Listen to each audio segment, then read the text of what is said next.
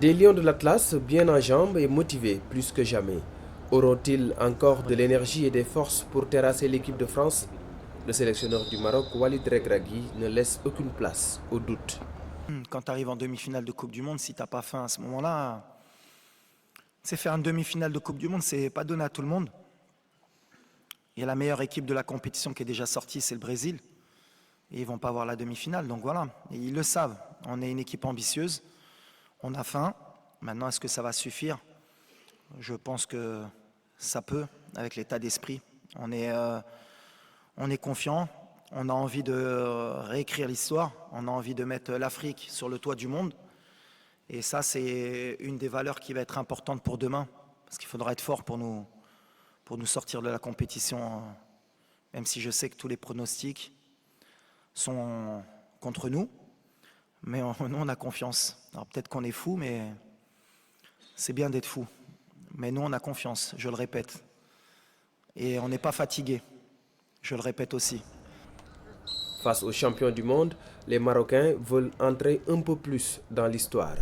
Regragui pense que cette demi-finale est une belle occasion pour marquer les esprits à jamais.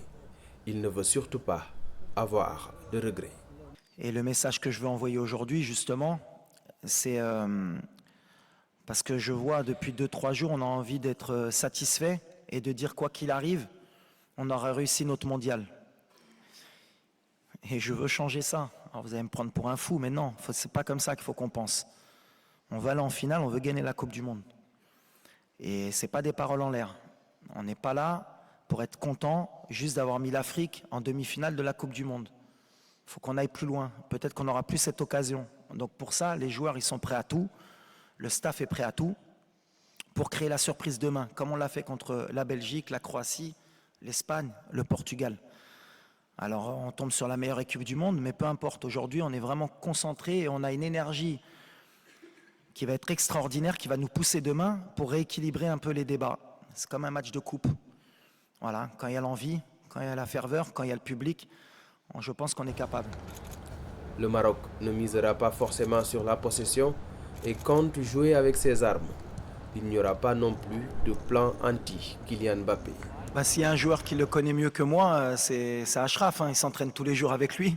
Donc s'il a une idée précise du joueur qui est Kylian, c'est lui qui le sait. Donc non, on va pas mettre en place plus de dispositifs tactiques ou quoi que ce soit par rapport à Kylian.